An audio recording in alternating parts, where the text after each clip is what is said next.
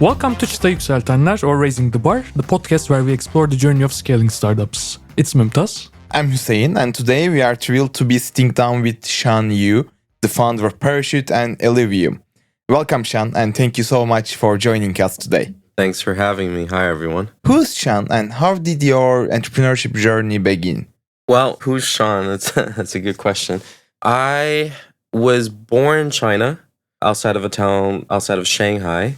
I lived there for the first 7-8 years of my life, then moved with my family to the United States. So typical immigrant story, searching for the better life. You know, my dad was doing his postdoc and then PhD, then postdoc, and then found a job in the U.S. We moved from place to place in the U.S., Michigan, Delaware, went to for a year in Los Angeles, went to Harvard, so Boston for college.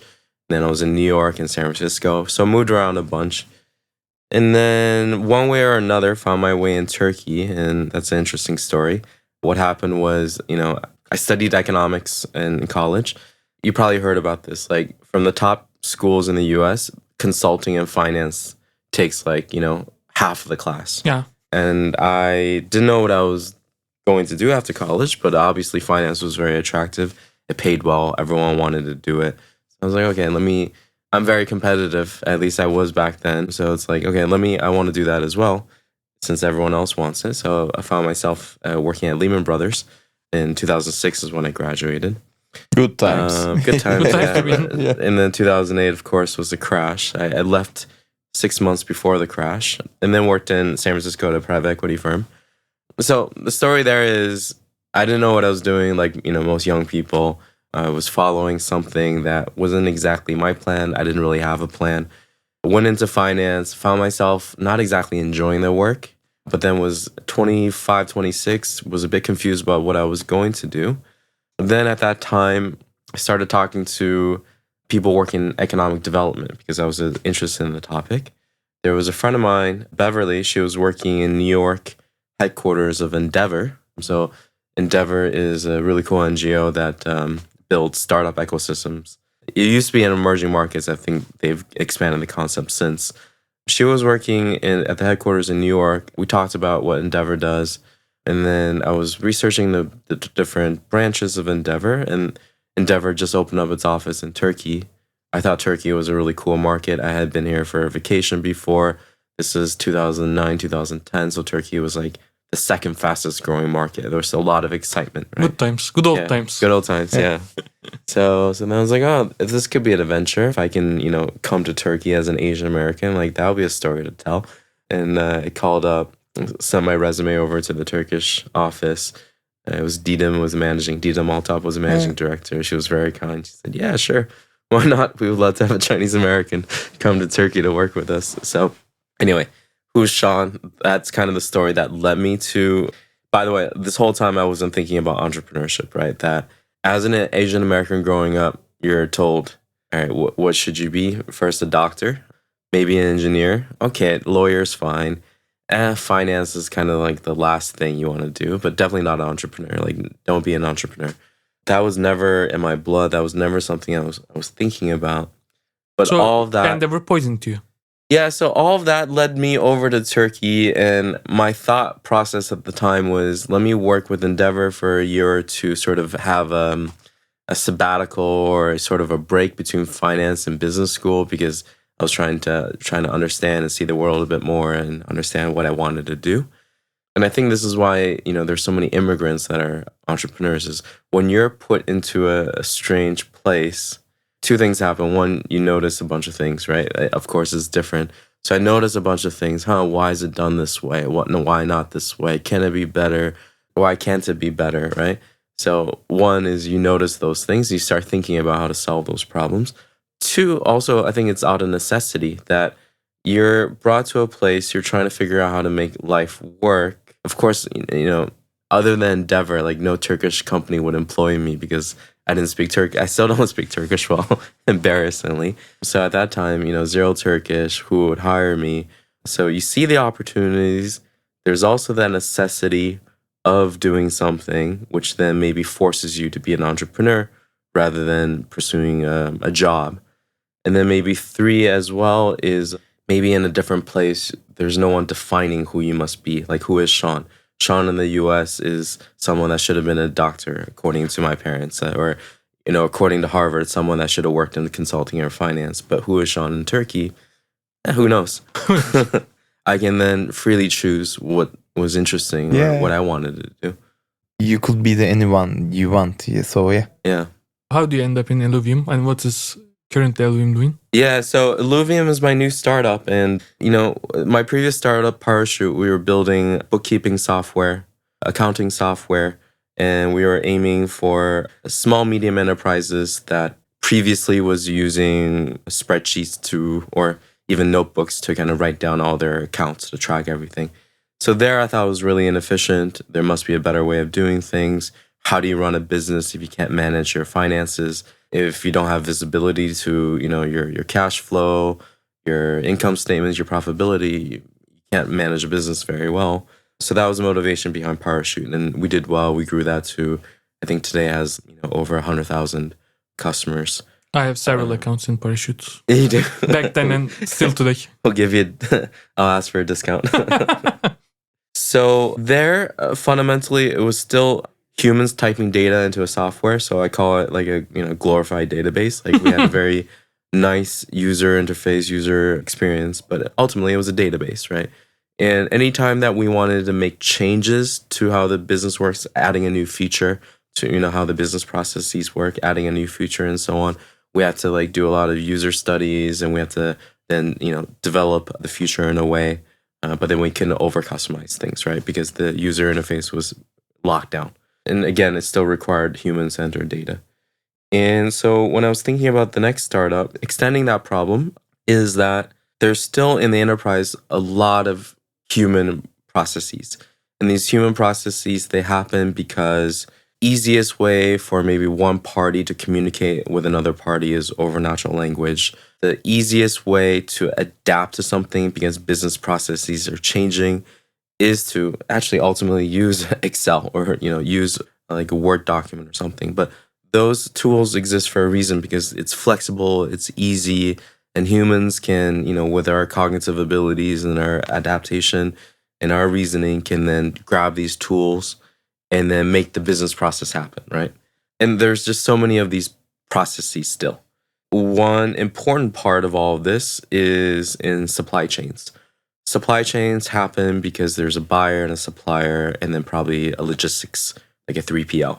Buyer needs to communicate with supplier needs to communicate with buyer, and oftentimes deep down in the B2B supply chain between, manufacturing OEMs and suppliers, or, manufacturing suppliers and their suppliers, there's a lot of communication about, okay, can you produce this, request for a quote? Can you produce this by this time, for this many units, for this price? Yes, I can. Okay, here's a purchase order. Great. I confirm. I can start production. Oh no, one of our suppliers got delayed, so we have to delay. Is that okay? Yes, but can you ship half of it now so I don't stop my production line? Then we can wait on the other half. Okay, it's Wednesday. You said you would ship it by Thursday. Is it on its way? Is it on its way? All these problems in the communications. customs and stuff, and it goes on. And then, so all these communications happen, and then imagine how many suppliers each company has and how many buyers each company has. So you have entire teams of, sales or procurement reps just handling emails, going crazy because they need to respond, and they're missing emails, and they're making mistakes. And when they make mistakes, wrong goods gets shipped. Their customers are calling them, hey, I expected 5,000 units. I'm not getting it. Now my production line is stopping. You better do something about this, right? So every day there's a fire to be put out. But it's really hard to bake this into a software because many different parties, many different business processes, many different things that can happen, many modes of communication.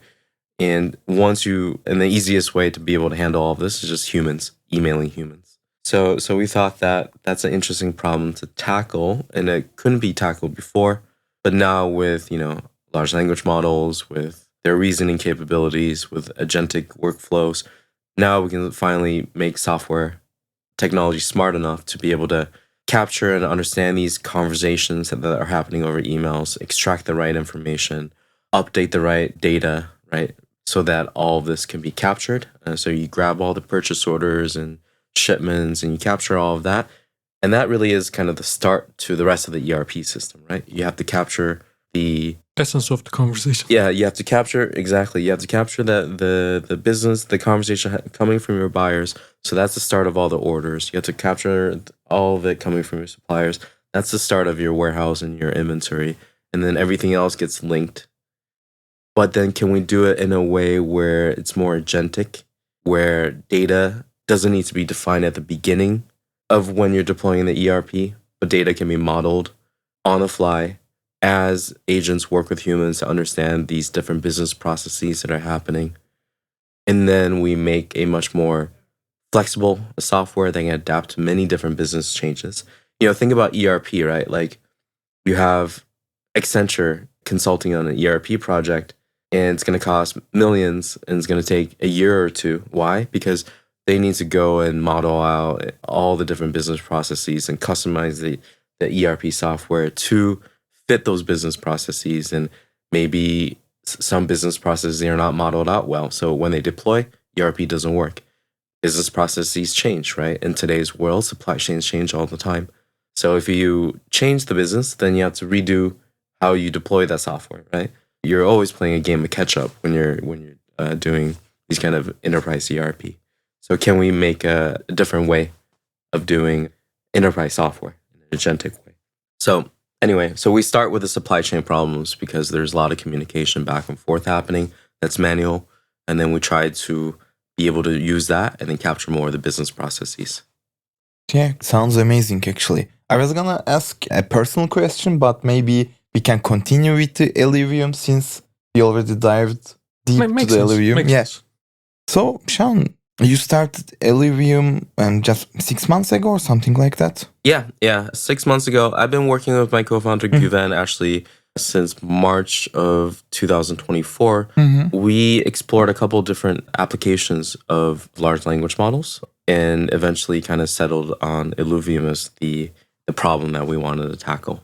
So there's a bit of leading up to it, but then we settled on the idea, I would say in November, started talking to investors in December, and then there was New Year's, and after New Year's, we closed the round with Simya and Heartfelt, and then that was January 20th, and then got everything started. Okay, great. So, and you left the Paraşüt in 2023, right? That's right. Okay, so then you started your new company just 6 months ago. So there was a gap around 1 year or 1.5 years. So what motivated you to embark, on this new journey after 1.5 years? So the engagement with Paraşüt was, so in 2019, it was like June, July, maybe I think September, I think is when it closed. In 2019, we were acquired by Turkven or Mikro Group, Turkven's a private equity investor behind Mikro Group. And we talked about sort of a 4-year engagement. So, of course, when you acquire a set of companies, there's just running the business as usual, but then ultimately there is the strategy of how do we integrate certain business units, how do we combine go-to-market channels, how do we augment, one company's capabilities with another company's capabilities, etc. Right? So there's that integration work. So, more or less in that 4 years, 2 years, it was business as usual. I was, running Paraşüt as a CEO.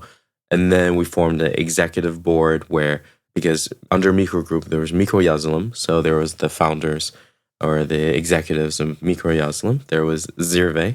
And then there was us as the kind of the 3 big components. So all the founders went to the executive board. We then found professional managers that we put into place at the companies. The companies were labeled not as separate companies, but as business units. So there was that whole integration work for 2 more years. But I knew at some point I have to say goodbye. And at first it was very comfortable not to say goodbye. And I was glad that, I had something to do. But I think starting in 2022, I then had to realize, okay, look, I have to start experimenting and thinking about, other business ideas. So 2022, 2023, I was experimenting with other ideas and ideas and people I wanted to work with and spaces I wanted to, spend the next 10 years of my life in. And all of that kind of came together in 2024. So there wasn't quite a gap. I took it easy after a while, but then starting in summer towards the end of 2022, I was already experimenting with other things. Normally, 4 Got years it. is a long Yeah. period for earnout period. Yeah, definitely. Normally, you expect 2 to 3 year max for earnouts, but 4 years is quite long. Yeah. 2 years for We had a 2-year commitment, but then we were able to stay for more. And, it went by super fast. And sometimes I think, maybe I should have jumped on something earlier. And then there was COVID too. So, Yeah, and how different is your approach to building Eluvium compared to your journey with Paraşüt? yeah, same in many ways. Like my mind works in the way where I think about sort of a inefficiency or a problem, and then I try to identify technology that can solve that problem. So, Paraşüt, there's a problem, inefficiency with how businesses manage their finances. Okay, SaaS is the solution at that time, right? Here, supply chains. Again, it's like back to emails and spreadsheets. Okay, there's something really inefficient, causing a lot of problems. Okay, now technology that can solve it is language models, AI. So my mind always works the same way. I always think I want to solve problems I'm interested in, and to some people these may be boring problems like supply chain. Come on, but to me it's like really interesting because there's supply chains run the entire world, right? So if you really kind of dig into it, you can really nerd out about all these things. So to me, it's a new hobby. sexy problem for me. So in that way, like, this is the same as Paraşüt, a problem I want to solve that I think I can spend the next decade of my life solving. So in that way, that's the same. And then with the team, with the culture, we're borrowing a lot from my learnings at Paraşüt, what makes it for a great team. If you ask I was just talking with my co-founder. We were catching up over drinks, and Paraşüt ex-co-founder on Dutch, and he was saying, do you remember back in the early days of Paraşüt, we would have these stand-ups and we would just grill everyone. Did you get this done? Did you get this done? Right? And then, of course, those learnings over there, how do you motivate and manage the team? How do you inspire people rather than blame people and all these things, right? So all those good elements I'm bringing over to Eluvium. So these, in many ways, they're very much the same. The big difference is, before we're building SaaS, we're building very deterministic software. Here, it's a very different mode of building. And there, we still have to do a lot of experimentation, both around, of course, around the technology. It's not easy to build AI agentic software, and around how the human interacts with the AI. What is the design concepts there? So those are very different than how we build Paraşüt. And it's a new journey for everyone in the world, not Yeah. just yours. So it's really hard to understand and grasp what will happen next. Yeah. Was it easier to fundraise after your exit? There's a huge perception for the second-time founders who successfully exit from. Yeah, I mean, startup. I think it was definitely easier. We got like meetings. The Turkish startup ecosystem has come a long way since 2012, 2013. Like back then, there was one VC, which was 212. Revo, whom we raised from, just was closing their first fund. So everything was new. Now, I don't know how many VCs there are. There's so many. And I think the Turkish ecosystem being richer in terms of, I do have, a slight reputation now. So in terms of my name, people knowing me and trusting me, yes, it was definitely much easier to fundraise. Sean, as a second-time founder, so what do you think about, what risks do founders tend to underestimate and what do they tend to overestimate? I think founders by nature are optimistic people. So they always underestimate the time it takes to get something done, especially in like SaaS and B2B. Things take a while to scale. Of course, the technology, if you're at SME, it's a smaller solution. If you're targeting enterprise, it needs to be more complete solution. So technology itself takes a while to build. If you're selling into an organization, again, if you're selling into SME, okay, the digestion, the sales cycles are shorter.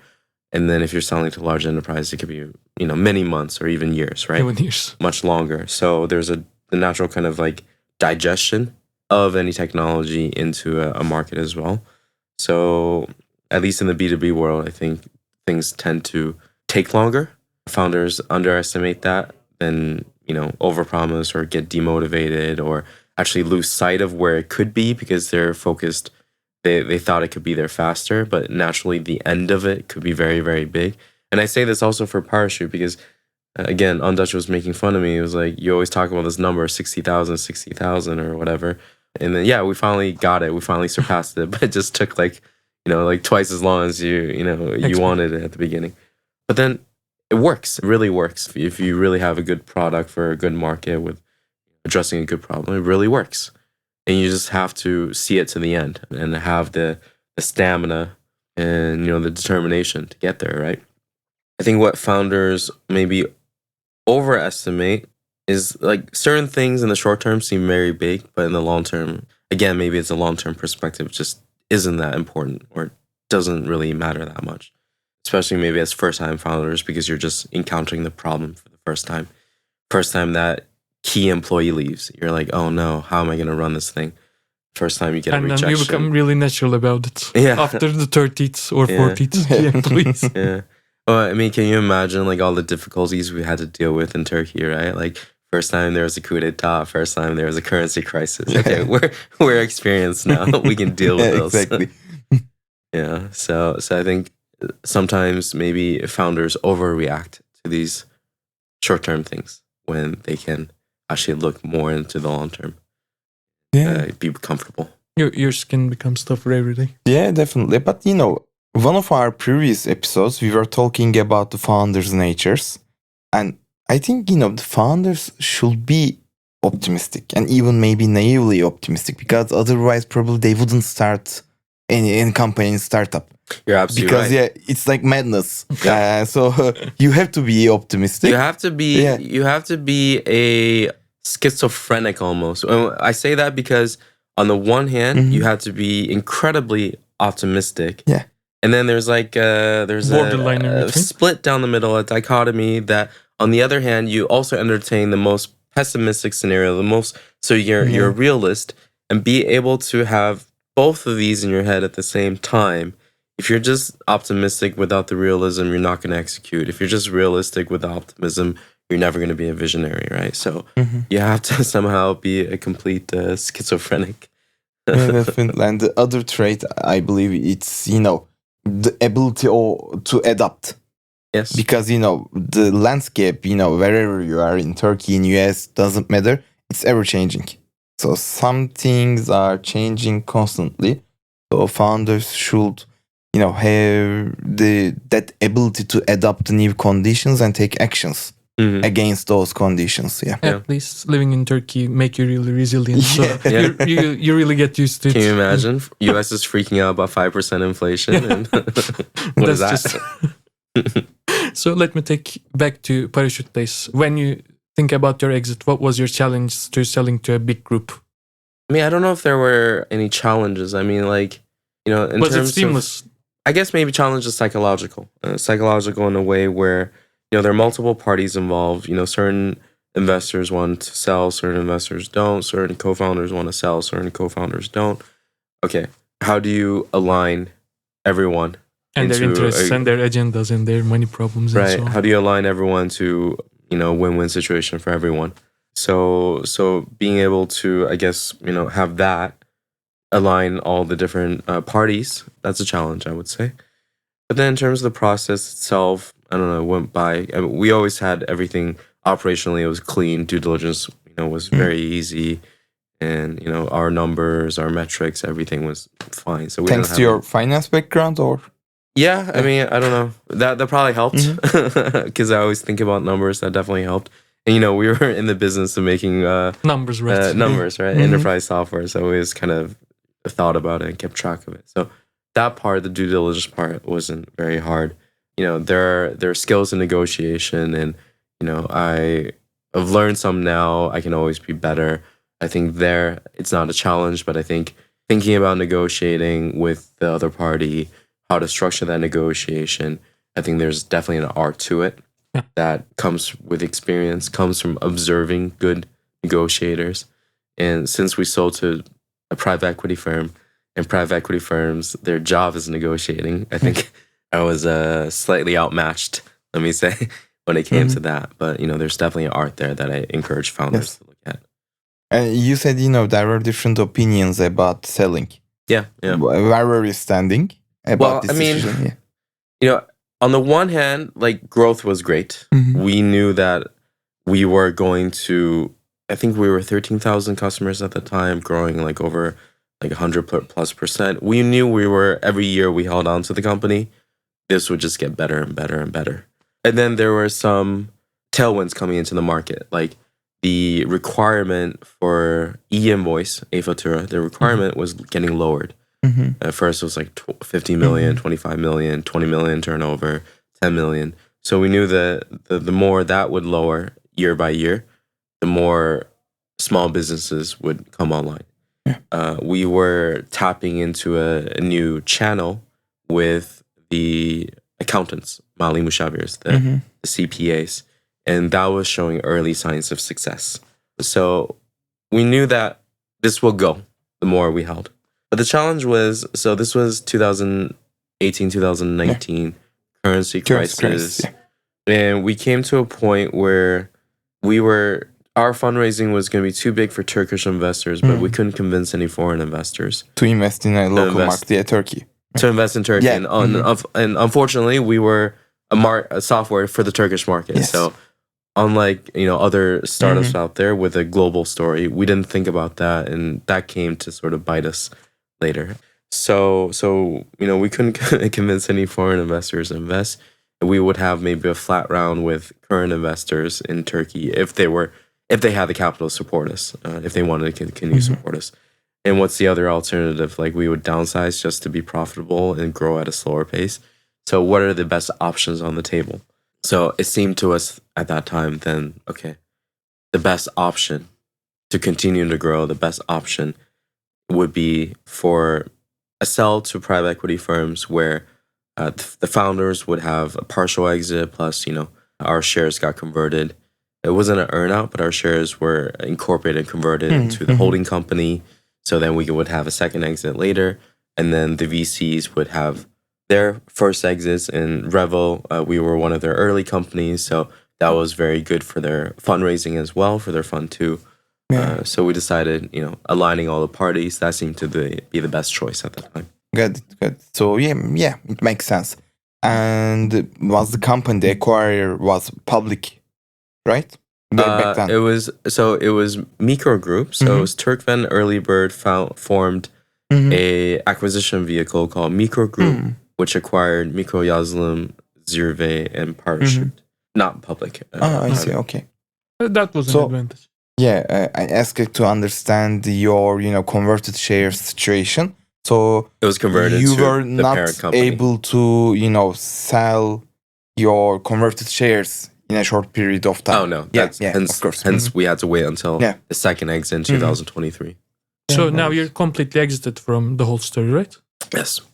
How did you feel afterwards? Relieved, stressed? Well, I mean, I knew that part was coming, so it wasn't like, I think in 2019, that part was a bit more unsure. That was the first exit I've had, so negotiating that was maybe a bit more both, I think everyone was excited as co-founders. I think also as investors, everyone was happy. But the second one we knew was going to be coming one day or another. So, that was just kind of business as usual and nothing special about the 2023 exit for me. From a personal point of view, you started to reinvent yourself to make another startup. You discovered lots of options. And how was the sabbatical process in between? So, and I think this goes back to what you were saying before. You have to be a bit naive.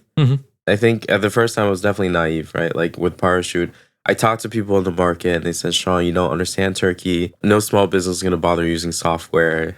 Just forget about it. I was naive enough to say, no, I believe things can be different, right? Second time around, I have a bit of knowledge, maybe not enough, just in the middle, to the point where you start to see maybe risks everywhere. Yeah, I'm not naive enough, optimistic enough, or ideal enough as I was the first time around to just jump right in. So I think that took me, I evaluated so many different ideas, and that took me a while to convince myself that, look, this is the right thing to work on. Because I always thought, okay, I can see 2 years, 3 years, 5 years, how this is not going to work out. Stop. And then, I kept doing this for a long time. I think that was the hard part about the sabbatical period. I can completely feel you. I made my exit 6 months ago, so I'm in the sabbatical right now, Congrats. and it's really hard to decide whether you should start again, do something else, maybe a fund, maybe something else. It gets trickier every day. Yes, yeah. Yeah. Let me but- cry. Yeah, but by the way, normally, and we were not asking these questions, but just for Mümtaz, we added these we added the questions Okay. to the, exited founders. It makes total sense. Yeah. If you have podcasts, you have every right to do that. So, and Sean, looking back, is there anything you wish you had to do differently during the exit process? Looking back, no, I mean, I think it played out how it should have played out. Looking back, maybe I could have been better with negotiations, but even that, I think the deal was fair and it was good. Mhm. Somehow, if we found capital to sustain Mhm. ourselves, but then you always think about, well, if you keep growing, then what's the exit opportunity later? Like that might be more difficult as well, etc. So I think, I don't know. I think it played out how it should have played out. Mhm. Yeah. So if you are happy, I think it's okay then. Yeah. That's the main reason, probably. Do you ever think that what will happen if you go with the Paraşüt for a couple of rounds? What do you mean by a couple of rounds? Investment rounds, I mean. You found the money from the external investors and Yeah. you make it bigger. Yeah, I mean, if you look at the markets, like the Nordic markets or, our second acquirer Team System, Italian company, right? So if you look at these companies, there's opportunity in these markets for a SaaS solution. They start with on-prem. There's always a SaaS offering. So there could have been, I think if we maybe were a bit more nimble, a couple of different markets we could have launched into somehow, taking our learnings about developing the product, taking our learnings about marketing, customer acquisition as well. I think we did not have that in our vision at the beginning because at that time, 2013, we were considering, look, Turkey, 80 million or 75 million people at the time, 3 million SMEs, big enough market, we can grow. So we didn't take that into consideration. And I think if you were to pursue that strategy would have been different. Somehow having enough of a backer, launching this product in multiple markets, or having enough to be able to acquire startups in other markets to get traction. And that could have been a different game. I did not have the sophistication maybe at that time to play that game. Now looking at it, probably there could have been a different strategy that could have been pursued. It can be a good alternative university. Yeah, definitely. Since you have all the experience in different stuffs Mhm. in Turkey, and Turkey is a good but challenging market. Probably you will eat out those markets as well. Way easier. Yeah, definitely. And Sean, this is our last question about your exit story, Paraşüt experience. What is the one lesson from your exit journey that you think every founder should hear? One lesson. I think I'm maybe repeating myself a bit in that there's going to be short-term challenges that you overestimate, and somehow you have to have these, psychological management and the ability to kind of see a little bit further past those short-term challenges. So if you can maintain your mental clarity somehow to be able to see that. Somehow is important. Somehow is the key word. To be able to see that, then you understand, okay, I can put this in play, I can do this, these are my alternatives, this could work, that may not work, but at least we can try here, not try there, etc. So I think, it's a hard lesson, and I don't really know how you learn it other by experience, but yeah, things work out. It's a long lasting learning. Yeah. Be patient, look for the long term, and keep calm. We bought a time machine for the podcast, and we can send you a day of incorporation of a startup you would like, and you can join them as a co-founder. What will be your choice? Ultimately, I like software a lot, right? So if you think about the most successful software companies that are out there, one of those would be interesting. I think, Salesforce is really interesting to me. HubSpot. I think HubSpot would be a fun one to join. That's really interesting because they approached it. They had to come up with a new methodology of how to do something, and that was called inbound marketing. And they were really good at marketing that and then building the software around that. So I really kind of admire what they did and how they defined a new software category and have done so well for themselves.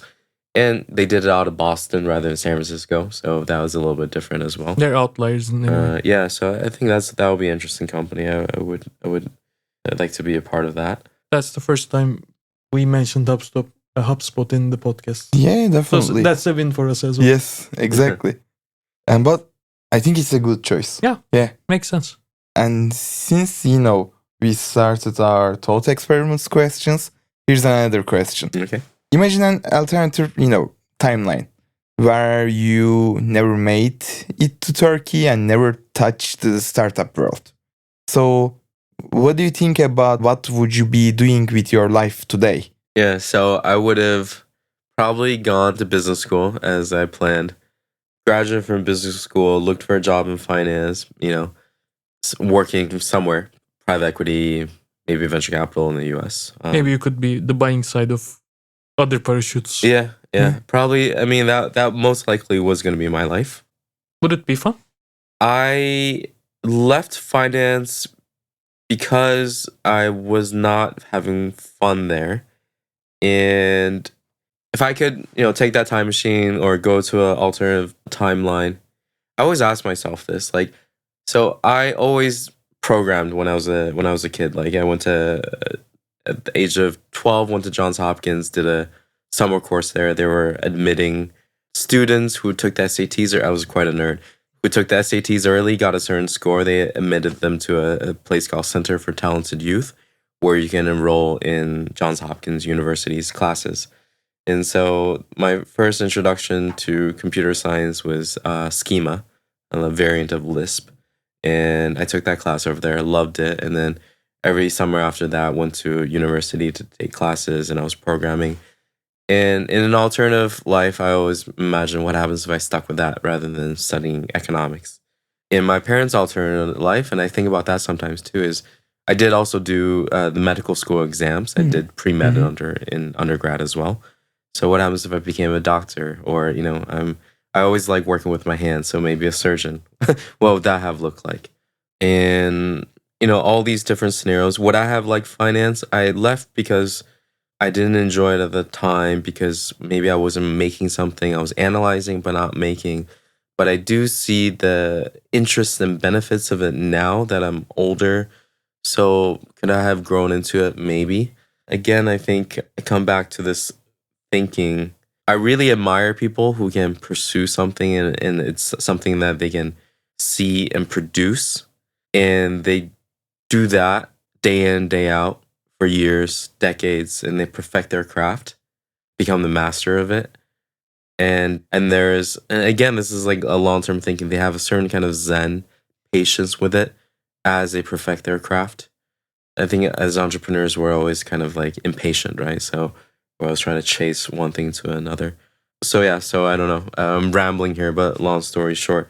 We even have a small Rick and Morty episode here with different timelines, different genres and realities. Yeah. But, I don't know why, but I could imagine Sean as a doctor. Yeah, maybe because of the voice or, how bedside he manners, looks. Yeah. I completely imagined you while making an operation as a surgeon when you said that. And now I'm going to cut into... Also, we have a magic wand that you can change things in startup ecosystem. What would you do with the wand? I think... Well, I don't know what I would change. I think things are fine. I mean, and I see this happening in the ecosystem as well. There's corporate venture capitals, there's platforms that are connecting startups to corporations, right? So if you're in the enterprise software world, the hardest thing is to get connected to enterprises and understand their challenges and build for their challenges. And I see that in Turkey, that these ecosystems, these platforms are starting. So I think that really makes it easier for startups to develop, easier for enterprises to engage with startups. And you can see that, okay, ecosystems do take time, right? But if we get those things connected, and then we also see the technology transfer from kind of the defense industry and so on. So if you get all those things connected, and there is enterprises helping startups to build and get traction, and by in return bring innovation to within enterprises, and that virtuous cycle keeps going, that would be very good for the ecosystem. A good use of magic wand, I think. Exactly. We didn't waste it. Yeah. I feel lucky. Yeah. Sean, you have a really, let's say, original background. You were born in China and raised in US, then moved to Turkey, build a startup, exit, and now start another startup. So, is there a historical or modern figure who has significantly influenced your thinking? Yeah. So you led up to that with my Chinese background. So let me give you maybe something else that probably your previous guest did not talk about. So, Tres. obviously I'm very influenced by my upbringing, my Chinese upbringing. Even though if you think about me, I'm probably more American than I'm Chinese. But, my parents, right? How they educated me and their view, it was based off of Confucian values. And in Confucianism, yes, family is important and how it's traditionally patriarchal. So I'm going to use how the father treats the son and the son respects the father. That relationship by return is reflected in how a family responds to the state and how the state responds to the emperor, etc. So that kind of political organization. That aside, what Confucianism really, I think, emphasizes is that there is a meritocracy. There is hard work and education gets you very far. And if you see that in Asian cultures, you can see, right? So my parents always stressed education. They sacrificed everything so I can get the best education possible. There's a story, Chinese story, that goes something like this. Someone's walking down the road and sees a grandmother on a stone with a huge iron rod trying to polish the rod against the stone. And she's doing this every day. And so finally the person gets curious and asks, what are you doing? What are you doing with the steel rod? The grandmother responds and says, well, I'm trying to make a needle. And the guy says, well, that's crazy. She said, well, every day if I keep it at this, if I just work and polish a little bit and a little bit and a little bit, one day it's going to become a needle, right? So that mentality to me, that would be stupid. Let's not make needles that way. But that mentality to me, what that emphasizes is everyone with enough hard work can make something, can be something. And that's very ingrained in kind of the Confucian culture. Something that I don't see in Western culture, there's always individualism, exceptionalism. And Michael Jordan has a very good series of Nike ads. He's like, you never see me like sweating or dribbling and doing my 100 free throws. You only see my success, right? I think in a lot of Western films, you see the superhero. Superman is just born that way. Well, what about polishing the iron rod? What about working that into a needle? What about all the hard work, right? And I think with the Confucian culture, that was stressed, and everyone through hard work can become something.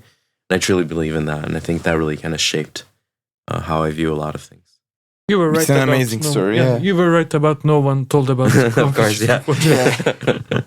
So it was an impressive story. So thank you for that. I'm thanking you for for all of our listeners. And so, Sean, here are our last two questions. So, with Paraşüt, you raised 1 or 2 rounds, I think.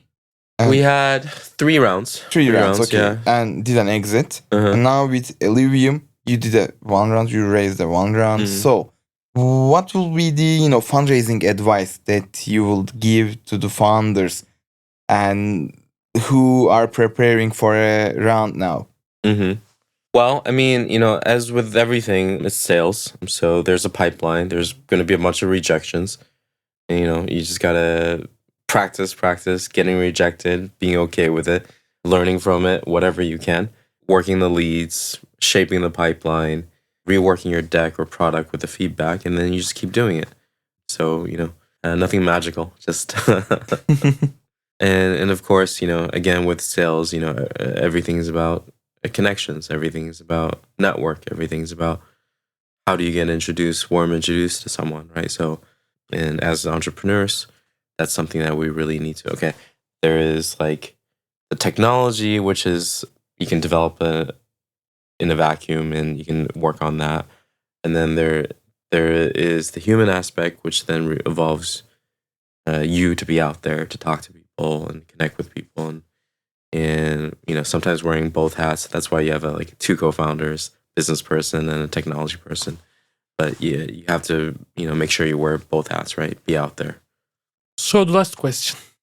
You have an opportunity to give everyone a book that can also read and comprehend it. Mm-hmm. What will be the book? Yeah, I mean, that is a hard one. I read books and then I forget about what's in them. I feel smart when I'm reading them.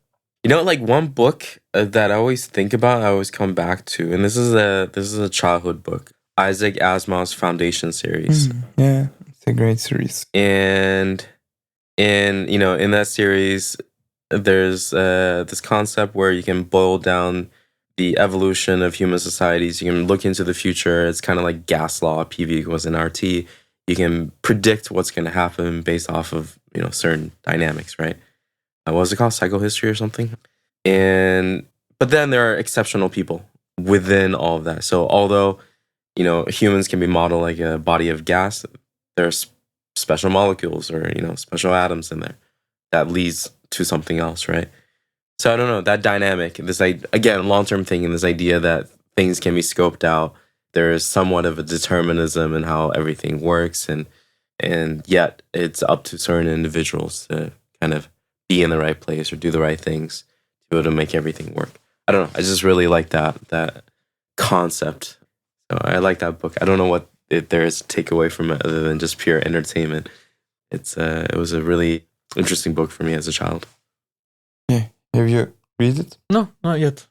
Okay. And I watched a video about this series on YouTube after I heard that series in Rick and Morty. But I'm gonna read it probably in the summer. Yeah. Probably. Let's do that. Let's gift each other the Foundation series. Yeah. It will be a perfect summer gift. Can, it was a pleasure. Thank you so much. Yeah, thank you guys for having me. Thanks a lot, Can. It was great to, listen to your experiences and thanks for your sharings, and they were really valuable for us and for the founders and the investors. So thanks a lot. Yeah. Hope, you will be our guest again when you do a bigger round with Eluvium, or you will, sell it again. So yeah. Inshallah. Inshallah. Thank you. Thank you.